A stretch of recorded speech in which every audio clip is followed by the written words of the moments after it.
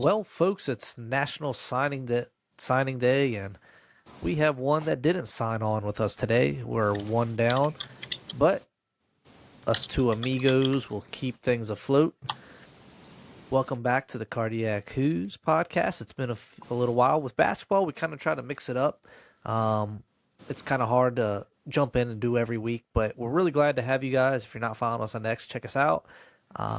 Follow us on Spotify, like us on YouTube, wherever you may enjoy your podcast at. I'm here with Sean S. How you doing this evening? I'm here. We're ready to talk some Virginia sports. Yeah, I would definitely go talk some Virginia sports. We're joking around about National Signing Day not having the same type of luster. Um, the only thing I'll add to that, Sean, is it seems like we signed some Virginia kids this week. Like we actually got in-state kids to sign, so that's always a great sign. I saw like 48% of our class is Virginia kids, so we are winning back the state. I think Tony talked about it a little bit. It is recruiting from within, and that's what they are doing, and it's starting to show a little bit. I mean, if you look at that Indiana Yeah, roster, they had a bunch of Virginia guys on that team. yeah, it seems like their 27 class is gonna be a little bit more Virginia heavy. But hey, let's move on. It is not football season, although you may think it is in today's climate. Sean, basketball, man, what a season it's been. We're on a little bit of a winning streak. Where you have us at currently?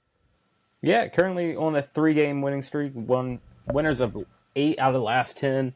Obviously, two of them, one being against Tech and then one being against North Carolina. So kind of tough to lose to your in-state rival. And then the game against UNC, allowed them to come back into the game after being up 16 at one point, which on their defense, they cut it to 9 at the end of the half. But we just didn't play well. And earlier in the year, I thought we were a second half team. We made a lot of second half adjustments. It did not work against UNC. But overall, like I said, 8 out of the last 10, we won. Yeah, those were definitely a tough few wins that we've had mixed. We haven't had so many pretty wins in there, but there's been some really good ones.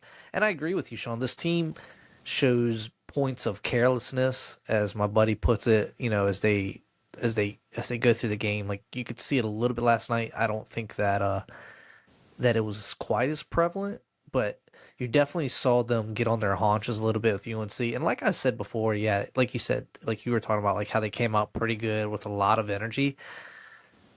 But a big lead at the beginning of the game really doesn't matter much anymore. You could just see how it gets erased, and they got out hustled. It would have been an awesome game to win. Luckily, we kind of, I guess, if you want to say, we kind of dodged a bullet with it not being um, the Tony Bennett dedication night. I know we're kind of pivoting here, but you know, I'm kind of glad that it wasn't his night to get on a loss, so we get a second chance at that. Yeah, absolutely. I'm with you. I don't think we want to have a court dedication on a loss as well. And again, it was on our home court. It was a tough game, and part of it's we've not shot the ball particularly well when it came to ACC play. I mean, last night we were 11 for 31 from 3-point land, so it's not been the best currently. But we are averaging over 10 3-pointers made a game, but we're only shooting about 35%. Yeah, So we're definitely our 3-point shooting is definitely down, and that this team is kind of built around fast pace, volume of shot, high percentage 3-pointer kind of thing. So I think that's why you've seen, especially in these last 3 or 4 games, why you've seen us kind of waver a little bit in terms of like being pretty dominant. But you can tell how much of a big impact. And I mean, it's so obvious. Like when you're making buckets, like it's such a huge impact. But you could just see, you kind of can see that we've had the battle, and these are good tests. But the team has cooled off a little bit. I don't think it's like a long term thing. I do think that we can hit stride again. Jakari White is really, really struggling right now. I mean, it's not, he was the only surprising. It's player. not it's not really surprising given his injury. Like his mobility and his wrist is kind of gone right now. So kind of part of you think they've kind of rushed him back a little bit at all? I don't think they rushed him back, but you can tell he's really trying to find his rhythm again. But he's definitely not scared to shoot the ball. I mean, he was the only one last night who didn't make a three, but overall he was 0 for 8, 0 for 7 from 3-point land. They say he really has no mobility in that left wrist, which is really tough. But he's good to be out there as a decoy. He can play some really good defense, and he's kind of like another spark plug for this team. He's just all over the court, kind of like a little Energizer bunny. So I'm glad he's seeing some rebound time from missing 5 games, but we definitely got to get him shooting again. And you touched on this. We got a ton of shooters, but it's kind of like we kind of go in cycles. We're like a merry-go-round. All right, who's going to be hot today? So earlier in the year, it was Jakari White. Then for like Virginia Tech, it was Malik Thomas. And then last night, it was Sam Lewis. So, I'll definitely want to touch on Sam Lewis here in a little bit, but you know, jacking up Jakari, like it's kind of like it just feels like we're trying to push him. He's forcing a lot of shots, just trying to get into a rhythm, and I don't know in the long run if that's really helping him or us. But you know, maybe once he gets back in stride, like he'll be in full form as we get into late February, March, because we have some big games there. But you're talking a little bit about the spark, from Jakari. But there's another little spark plug that we have. It's definitely been Chance has definitely stepped up. I would say in the last couple games for sure. Like as that guy that's given us that push off the bench. yeah, I agree. Coming from someone who, when we were being told, like, hey, Chance Mallory is this player here, he's going to be good, we really need to get him. And I was kind of a little bit of a doubter. I didn't know his game was like that. I didn't think it would translate to year one of college basketball, him being this good. And he came in, and he's averaging what almost Nearly 20 three 20. steals a game. Nearly Yeah, three steals a game. I think he had 4 last night, and it was just every time he looked around, he's got his hand on the ball. He's getting rebounds at a high rate. I mean, he's third on the team in scoring, and he doesn't even play. He doesn't even start. So he's averaging 10.5 points a game. I mean, he's even getting rebounds. You think about a clutch rebound against Virginia Tech with the putback. I mean, So he's just got the basketball IQ, and he's finding his way to either get a rebound, to get a steal, to get a wide open look. I mean, he had a beautiful spin move last night, just dumped his defender and laid it in for 2. So I really like how he plays, and his assist to turnover ratio is second in the ACC, only behind Dallin Hall. so let So me ask definitely you, playing like higher level than a freshman. that is like a conversation that's starting to become a thing. Is should he be the starter over Dallin Hall? And like I'll give you my opinion on it. After I hear yours, but do you think he should be the starter, or do you think? Yeah, how do you feel about that perspective? I mean, if I'm looking at it, Chance is averaging 25 minutes a game, where Dallin's averaging 28. I still think you give the nod to Dallin. He's a veteran guy who's been there before, played a lot of basketball. But you can clearly see that Chance is the future, and that baton is going to be passed. But Odom has confidence in him too. It's not like he's timid with him playing. He's in there at the end of the game.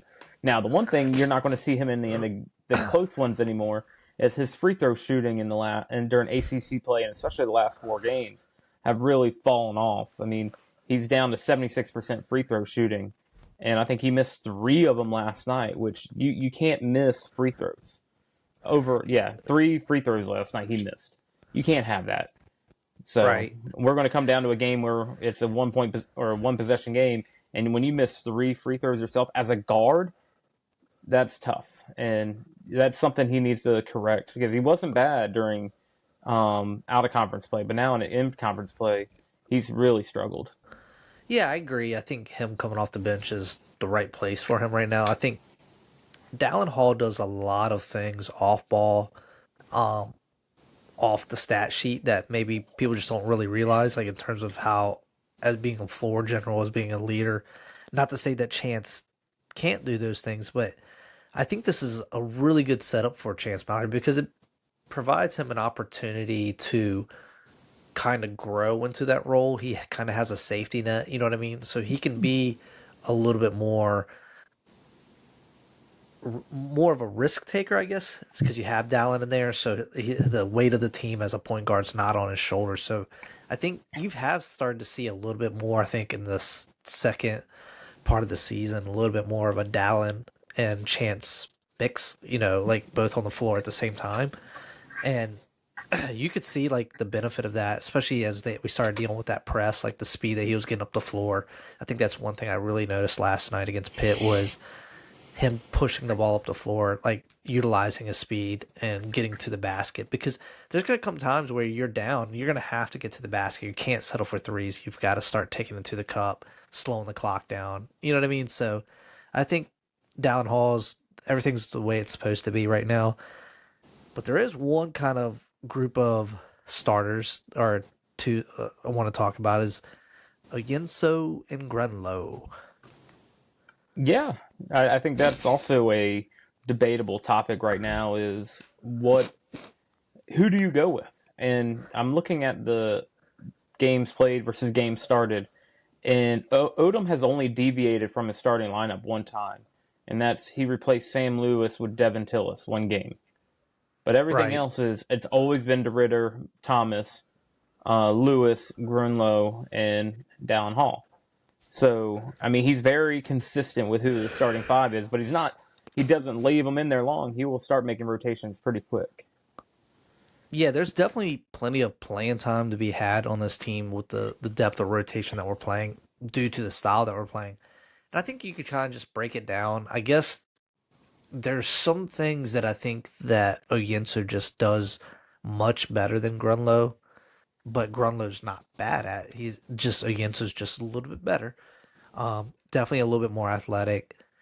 And then there's some things that Grunlow does better than Oyenso, and I think that may be more like moving probably he's a little bit better of a passer, and I think from what I've noticed so far is I feel like Grunlow has a little bit better of a low post game, but that's not saying that Oyento's not right there with him, and just the ability to have those two rim protectors is awesome, but I just right now I think it's all situational right now, and it's definitely been a luxury. And we were talking about a spark coming off the bench. Yenso seems to have been that guy. And last night you noticed that there were times that we went through long stretches where Oyenso was getting it done. Grunlow was struggling with fouls, and Oyenso was getting it done, so he stayed in. Um, but how much of a luxury is it to have two bigs this year? When can you remember us having two or a really good big? Like I feel like all our best teams we had a big guy in the paint, a good rim protector, so to speak. Yeah, it's been a while. I do like the combination of having both of these guys, and they're both 7 footer, 6'9", whatever. They're right there. They're big trees down low. Um, and they both bring shot blocking. I think they said last night during the game that those two combined have blocked more shots than like 13 teams in the ACC. Like those two alone are, as a team, could be top in the ACC. So if you look at comparing them stat wise, Grunlow's getting 8 points a game versus Onyenso 6.4. Blocks are 48 to 55. Grunlow's got that advantage. And they both shoot the 3-point ball kind of well. 14 for Grunlow and 7 for Onyenso, which is surprising. So, as far as my take, I think I'm fine with Grunlow starting, but I have cons with both of them. There's times where both of them just aren't strong with the ball and they're too passive. They're still looking for that three. And I think one of them was last night when Grunlow got the ball right there in the paint. All he had to do was go up and dunk it on somebody, and he kicked it out for a three, and they missed it. And then we didn't get the rebound. Um, Well, I which feel like we see. I feel like we're. It's. I feel like Grunlow's a little bit more soft than Oyenso, if I'm just being Yeah, honest. I think so. I think he's just not as big and muscular as you would want him to be. But there's times where he just needs to get the ball and go up with it. And they both, I feel like, put the ball on the ground too low. They bring the ball down to the littler guys. Like, no, just go up strong with it and put it off the glass. Right. So, I think Onyenso has he might have a little better footwork when it comes to the low post game. Oh, And Yenso or Grunlow? Owen Yenso, I think he's got some better moves that translate to this style of basketball. But when he come, obviously Onyenso has some great shot blocking ability, and I think there's been times where he'll get 2 or 3 blocks in a possession. So, I think and you there, gotta. I think ultimately you just gotta feed the hot hand. Like who's playing the best, he's got to stay on the floor, and I think they've done a pretty good job recognizing that. Um, yeah, it's as far definitely as I can tell. situational. But the problem is, and this goes for the entire team up and down the roster, is the reason why Grunlow has to come out so much and Onyenso has to play as much as he is because Grunlow can't stay out of foul trouble and Onyenso can't stay out of foul trouble sometimes. It is a problem with this team up and down the board where they play very physical, but they can't play physical without fouling. And Well, if you want to talk about foulings, I mean, let's go into your personal beliefs of how oh, you felt about ACC refereeing. If I oh, really I want to get us off topic and get you going and get you fired up. yeah, I'll tell you right now. I'm a big person who I typically side to the officials and give them some leniency and not really bash them. But I felt like the officiating in the ACC this year has been absolute hot garbage. There's been times where the foul count is damn near 10-2, and it's like we were averaging a foul a minute in the second half of I want to say it was what was the last game? Was it Boston College? I mean, there was how many fouls in that game? It was 52. yeah, 52 fouls. It's unbelievable. So I just don't understand some of the foul count and how atrocious it's been. And yes, some of them are blatant.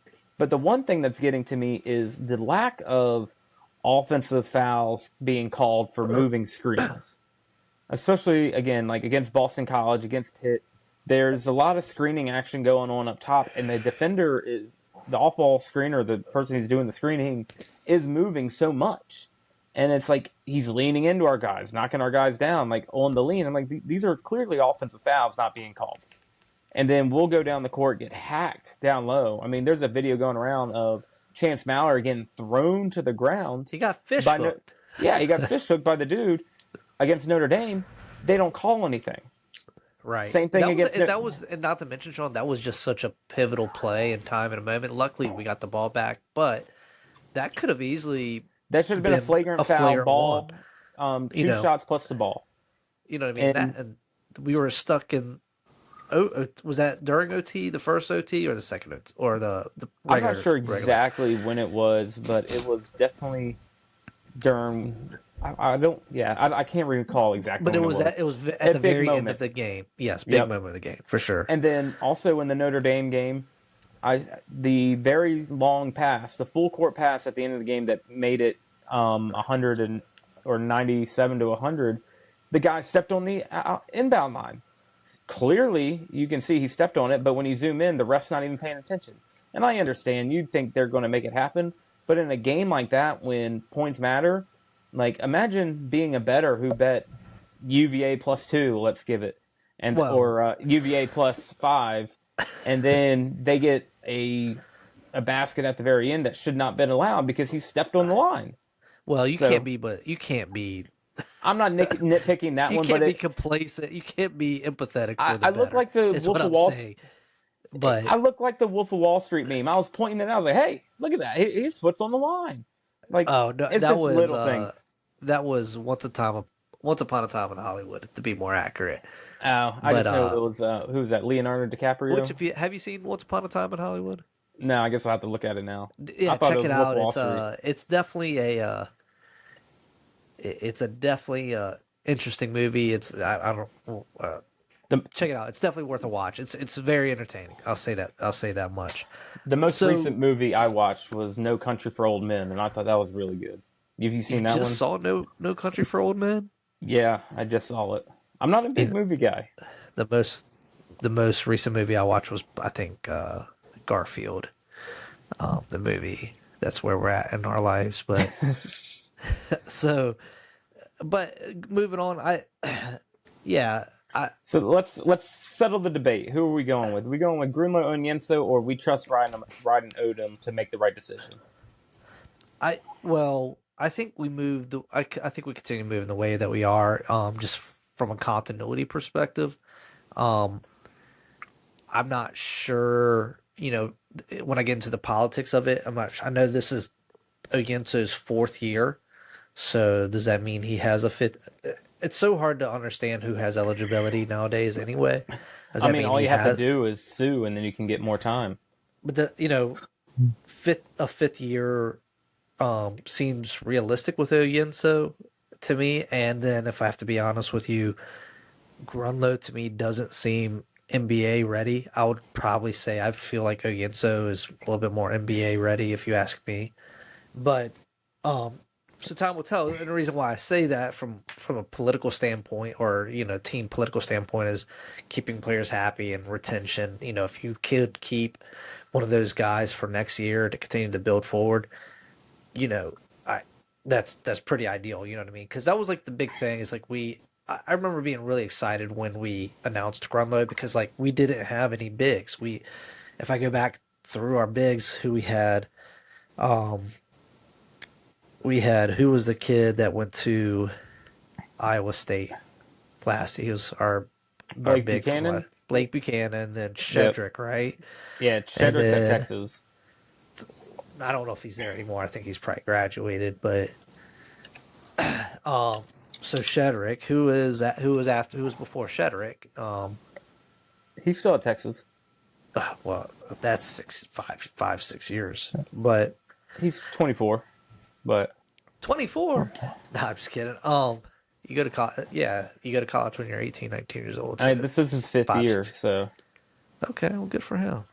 But you see what I'm yeah, saying, though? Is like we really kind of Virginia basketball, even though regardless of the program, has kind of lacked a big guy that's established himself like you had in Jay Huff and then Jack Salt, yes, who really just and maybe they didn't dominated the contribute a post, yeah, but they didn't dominate the maybe they post, didn't but we could also contributed well they maybe didn't contribute a ton in terms of points. It's hard to remember like their averages, but Jack Salt's presence in the paint was just a toughness that we needed, and he was just so big. He filled that yeah, up. he was a true big man versus Right. today's game's big man, and I agree with you. I mean, Grunlow, they have him listed at 238, but at 7 foot tall, that is a very skinny 238. So I would like to see a little bit more on What him. they have against it around like 250, 260, 245. Yeah, both. 245. Yeah, both 7 footers. So All right. So, yeah, to me, I think we just continue to do what we're doing. We're winning. Why change it up? But I do but want to it's talk a like little bit. Go ahead. I yeah, I agree with you though. It is a good question to ask and kind of keep in mind how long are we going to run with Grunlow versus Onyenso, and just something to keep an eye on. Does he make any changes? We may not see the change in the starting lineup. I think Grunlow might start, but I think you might see Onyenso start eating more into the minutes and Right. go from there. But again, if he stays in foul trouble, I mean, it makes it easier to play more of Onyenso. And Onyenso has had some big games too this year. We can't forget about that. So circling back on our little outline here, what has surprised you the most about this team so far? Yeah, go. You can kind of approach it however you want. Are you surprised at who's kind of the leading scorer on this team? Like how well the team's doing? Like, kind of what's your perspective? What surprised you so far? I think a lot of it could be the way our 3 point shooting has been down this year. I mean, to a point This year? where, well, as in, I guess we've shot the ball well, 3 point wise. What are we at? We're at 35%. But I just feel like with the amount of guys we brought in, we're not raining down the threes. I'm thinking we should be making 12, 15, 20 threes a game. And I know that's tough, but I mean, we brought in shooter after shooter after shooter, and these guys sometimes just go ice cold. I mean, you talk about DeRitter, 36%, Thomas, 33%, Mallory, 36. We have only one guy over 40%, and that's Jakari White. And that's even with an 0 for 8 game. So, and then after that, it just really falls off the table. So you would think you would have some higher numbers when it comes to our 3 point shooting. But I think that's one of the things that's kind of surprising for me is the lack of consistency with the 3 point game. How about that? Is that a little better? Kind of more so like it's like what guy's going to get hot tonight. Yeah, I just I guess reason why I think I have a little bit why that's a little bit tough of a pill to swallow is if we were shooting if we were shooting higher, a higher percentage, I mean, we would just be blowing teams out the door. Like I wasn't, and Yeah, I guess when I look at that, like my expectations, and I think we'll jump a little bit into this, but when I looked at like my expectations at the beginning of the year, it wasn't necessarily to be blowing teams out to be top at the top of the league. Because I think you would be at the top if once we start hitting threes, and I guess the announcers like pounded that to in the ground when we're hitting threes, and it's such an obvious like take, like, but once we start really hitting threes, like we are a really, really tough team to beat. And that's so obvious, but to shoot 35, 36, I think you probably want to shoot if you, with all these shoes, you probably want to be in the 40s, but you know, I think, that's why that comment kind of surprises. You're surprising me more than that. I think um, where I'm a little bit surprised with about this team so far is, and I want to preface this that they do get complacent and start making some really careless errors, but the tightness, I'm actually a little bit more surprised with the discipline of the team, if I'm being honest with you, because I think originally you and I probably had this feeling that going away from Tony Bennett's system and going to this fast paced game was just going to be like really, really sloppy basketball. You know what I mean?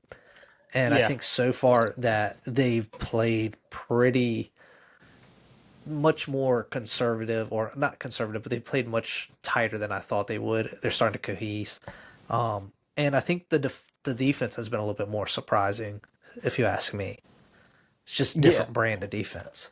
yeah. I agree with you, Ben. Is the lack of discipline is kind of a lot of what it has to do with the fouling. Is we play physical, but we make poor foul decisions, and we can't play physical without fouling, and that kind of hurts us. Um, but it's kind of like we got to get better in that regard, and that way we can have the best players on the court more often. But then what you were also saying is the defense. Yes, we've had a lot of shot clock violations this year too, and we still play very sound defense. We have some tendencies to get struggled on screens and how we're going to hedge or switch, and that's kind of hurt us. But overall, I would say that defense is also surprising. And I think one more for me, a bonus one, is the fact that we don't have very what's the word I'm looking for? Sloppy basketball. We're still running a That's what offensive I was saying. set. Yeah. Yeah, and that's been my biggest because I am the biggest fan of the Tony Bennett offense. I love the Tony Bennett offense because it was like we were playing chess while everybody's playing checkers. They just want to go fast, clanging off the backboard, get a rebound, and go again. Whereas we were running like very what's the word I'm looking for? Methodical. Yeah, methodical offensive, and we're looking for the best shot.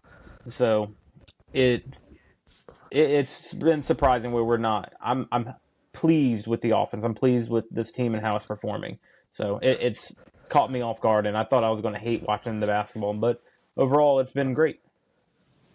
Yeah. Definitely. That's definitely been a thing. With the pace, like with the defense, it's just a different philosophy of how their defense is going to be successful. I mean, it's really just a disruptive. The whole thing about it is to be a disruptive defense. So you'll see a lot of full court pressure. Take that time off the clock. You know what I mean? So teams have a tough time getting into their sets or playing in the rhythm that they want to play. Because I mean, if you waste up 8, 9 seconds getting the ball up the court, that's Now you're that down to much more. 20, That's 21, yeah. 22 to Not make it that you can't make happen. a shot in that much time, but I'm just saying. But it does wear on the guys. Like they do get complacent. That is something that they've got to continue to get better at. Is you know getting complacent on your pick and roll, getting back on defense, like things that you really can just fix if it's in the forefront of your perspective. Um, are there any players that are surprising too? Because I want to tell you, and we haven't brought up his name, but really the guy that's just been really consistent lately is Sam Lewis. I mean, he's just been lights out, just real smooth, calm player. Like, just I don't know. I've really enjoyed the basketball that he's been playing the past few games. Yeah, I agree. I think Sam Lewis has played well. He was a highlight last night, actually coming on strong, made 2 threes in a row to really help us out. So I do like how Sam Lewis is playing. That's the wrong game. That's why I was like, wait. So yeah, I'm a big fan of how he's been playing. It's 6'7" guard can shoot it like he's been playing. And Definitely, I want to say he is a junior, Sean. yeah, junior out of Chicago. So that'll be nice to hopefully retain him for next year. But yeah, I agree with you. I think he's kind of stepped up more so in that Jakari White absence. So So when you saw at the beginning of the year that we picked up Malik Thomas and that was supposed to be the scoring guy, the walking bucket, are you surprised that he hasn't? He shows a lot of flashes of greatness, but I just like it's just something just doesn't like it doesn't seem like he's gone off a few times, but it doesn't seem that he's really clicked and just taken it to the next level for the team. Like, I think it's a different. He when he was at his previous school, he was a big fish in a little pond.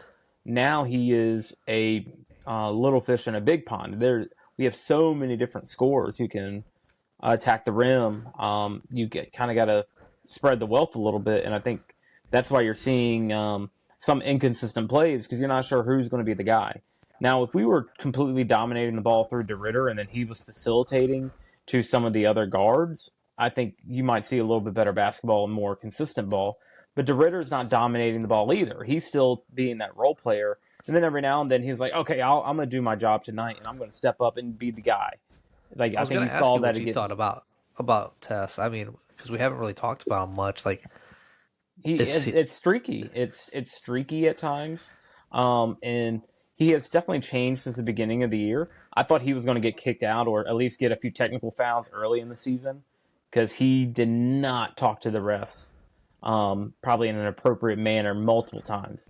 When he didn't get a call or he was arguing, you could tell that he had been playing professional ball before because he was just adamant and going at the refs and animated. I'm like, can't do that here. And right? that was one thing that stood out to me. But overall, again, it's been kind of streaky, and he was not the guy when he where he came from. So now he's being asked to be the guy, and I think he struggles with that sometimes. Now, obviously, he's working. He's averaging 16 points a game. He's leading the team, but at times he just kind of fades away. Like I think Notre Dame, he what did he do against Notre Dame? I think Oh, he never had mind. Notre 25. 32. Notre Dame. It was a 30. good game. But Well, then he if got to you play an extra 35. No, not 30. He got to play extra like two periods, so to and speak. he did play a lot with a lot of fouls. He played 4 fouls for 10 minutes. Right. So, I He's mean, just his game isn't really like blow you off the charts, just the style of the game. But he definitely what he some of the things that he does offer to you is some matchup issues, his ability to stretch the court. If you ask me, and his rebounding, I think he does bring a lot to the table. It's just it's not a flashy game. He's not Luka Doncic. He's not you yeah, know Dirk he's Nowitzki or whatever. I'm just throwing out a bunch of different European players. But he does get in there and bang a little bit. He definitely when he gets his mismatch, like he is a matchup issue because he's pretty big, he's pretty strong, he's a little bit older, um, and he can draw the foul, which is good. He's been shooting a lot better from the free throw line as well. But I think like when I look at like that was supposed to be the guy, but the way that we win really does seem to be a team effort. Like you look at last night, like multiple double figure guys. You know what I mean? Sam Lewis led in scoring, but it really I don't think there's been many games where we've had one guy just take over and carry us as far as I can tell. yeah, because like last night, DeRitter with 10, Grunlaw with 8, Thomas with 10, Lewis 15, Down with 5, Chance with 11. I mean, it goes all the way up and down where you saw very even spread. So I get it. It's kind of the makeup of the team. We have so many guys. So and we don't have to lean on DeRitter, but it would be nice to see him take command a little bit more and kind of let that offense facilitate around him.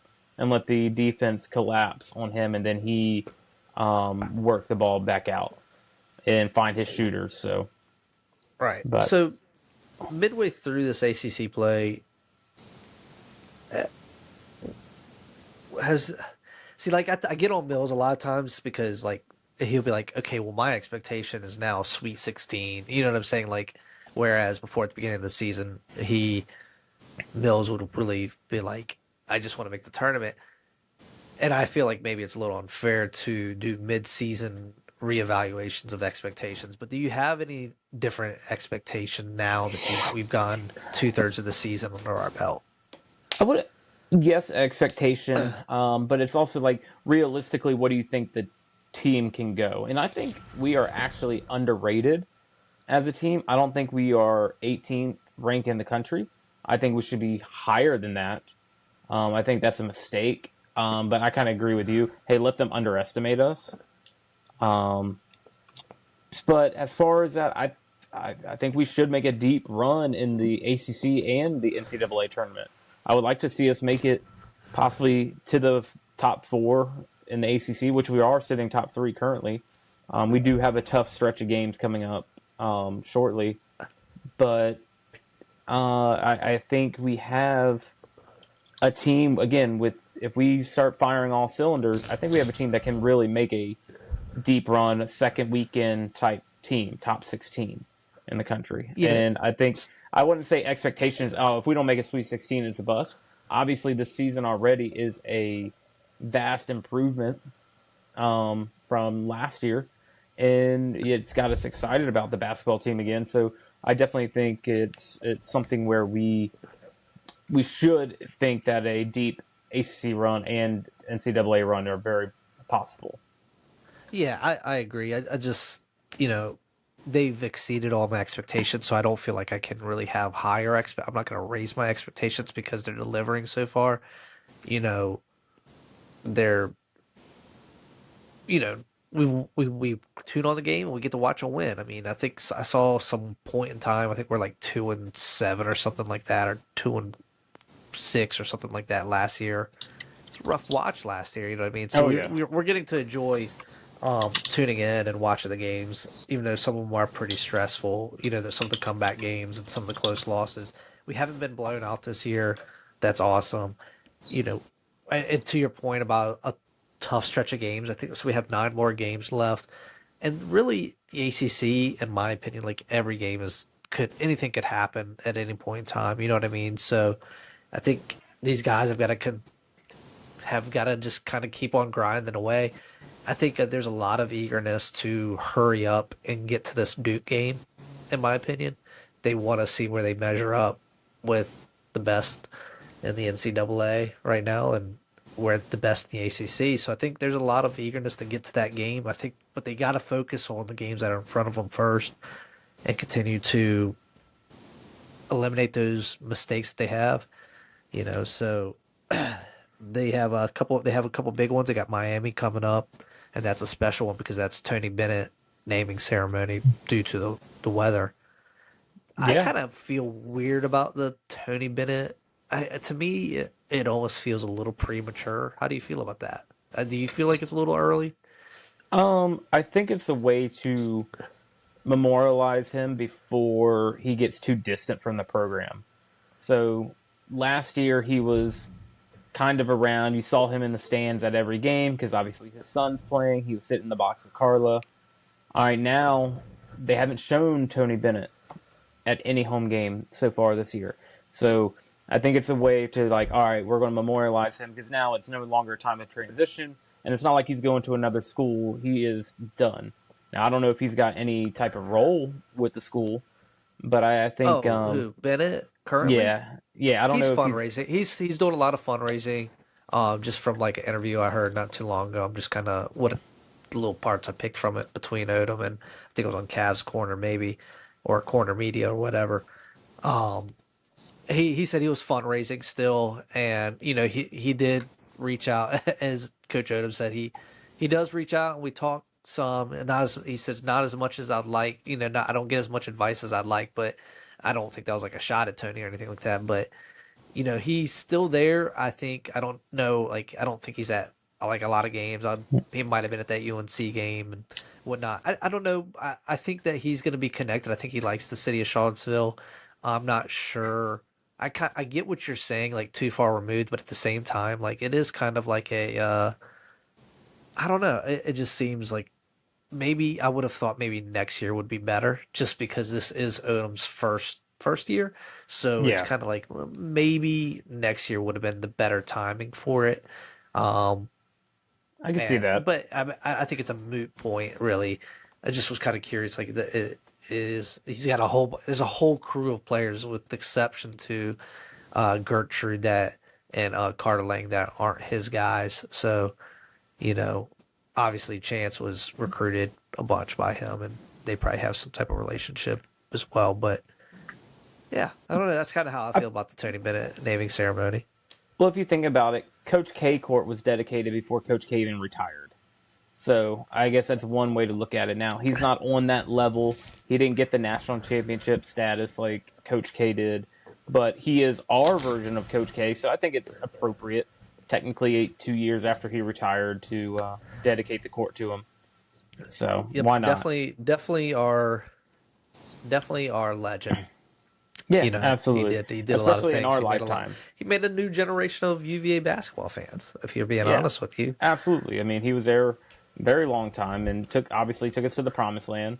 We came up short a few times in the NCAA, but you win some, you lose some. But overall, I think Tony Bennett is a quality person too. It's not like anybody you talk to anybody. There's no one who hates Tony Bennett. So I think it's fitting. well, I could name like two people, but not Two really people would who have hate named their Tony name. Bennett. Yeah, I'm not. We got a couple mutual friends that Oh yeah. call it girls Oh yeah, basketball and yeah. this and that, but They uh, don't understand. They're haters. yeah, how's their team doing this year? Anyway, Mm-hmm. oh, but no, I think that about wraps it up with UVA basketball. I know we got some UVA baseball coming up. We don't have our baseball expert with us this evening, so you'll have to tune in for another time for all that. Or I believe our buddy over at 434 defense is going to be covering a little baseball. Is that correct? Do you know? That is beyond my. That's out of my wheelhouse. I'm not sure. Maybe. I don't know. Maybe could be wrong. Sometimes Check sometimes it the out. group chats go a little wild, and I don't play catch up. I just let it run off, and then I come in every now and then. So Yeah, I hear you with that. You got work ones and friend ones and other friend ones. It could be a mess sometimes. There any particular games that you're looking forward to on this back half of the schedule? obviously, a rematch against Virginia Tech is going to be huge. We do have a tough stretch of Miami, NC State, Duke. Um, those 4 games in a row, most of them on the road. There's going to be your quad ones. We got 3 quad 1 games left, and I think the another one to be is going to be very fun to watch is us against Ohio State. That's going to be a Yeah, it's a weird neutral game. site game. Yeah, but it's good to see that that we did not take the bye week or the down week and go schedule like you know let's call Sure. it VCU or some U of R. We went out and got a quality opponent. Hey. A little tune up for NCAA tournament. Because I think we saw that we're probably a lock. Uh, I thought that was a pretty interesting question that I asked you guys last night. Is if you thought that the ACC tournament had more weight in terms of a mid-round exit in the NCAA tournament. And I think Well, if putting up you a banner would be awesome in the first year of a new coach. Yeah, I agree. I think if we could go in and upset the ACC, obviously the heavy favorites do, but if we can go in and upset the ACC tournament and win that, yeah, I think that's huge because not you're not guaranteed to win the national championship. You can lose to somebody on a fluke game where they just go off like UMBC, and it could happen. So winning the ACC would still carry its weight. So I'm for it. I want to win every game we can. So if that means winning the ACC in the process, let's do it. Let's go win the ACC. Let's go shock the world That's and right. beat Duke. So That's right. Yeah, I think I thought I had another question for you, but nothing's coming to mind. But Yeah, I don't know. I think we kind of covered our bases. I mean, we got some. We're halfway through the season, coming into March Madness, so it's going Time's to be a flying fun by. time. Oh, I know. I mean, it's crazy to say that Ryan Odom is almost done with his first year at Virginia basketball. Oh, that's what I was going to mention. That there's three former VCU coaches in the ACC, which I think is a pretty interesting perspective. Hey, VCU can't hold them down, but they're a feeder system for the bigger programs, kind of They're like the JV the JMU feeder system, basketball. Yeah, the JVU basketball. Yeah. So luckily, we're I think so far we're 2-0 against former VCU coaches. So and we're also this year, undefeated against former players. We took care of Cal. We took care of Louisville. We took care that's crazy of to think Maryland. that Day Day is the guy at Cal. I was watching warm ups and they're flashing him doing warming up, and I He don't might have know. been good in the Yeah, system, but there's no room for point guards like we got. I think we made. I think that's just a. I mean, you look at Elijah I Gertrude; think he's not it's a getting a lot of burn. showcase of Odom's ability. Like it's an accolade for his ability to have put together this team, the way that they've come together, the time that they've come together and do what they've done. So keep on rolling, as far as I can tell. So, Yeah, I anything agree. else you want to add to this evening? Nope. Currently sitting at third in the ACC standings, and Keep it. Yeah. two ACC losses, and let's go finish the year strong. We'll catch back up in a few weeks, see how this team's doing, and preparing for that tough stretch. Well, that's all, folks. Like I said earlier, come check us out on YouTube, Spotify. Hit the like button. Check us out on X. If Mills is up to it, he might get a message back. And as always, go Who's. Go Who's.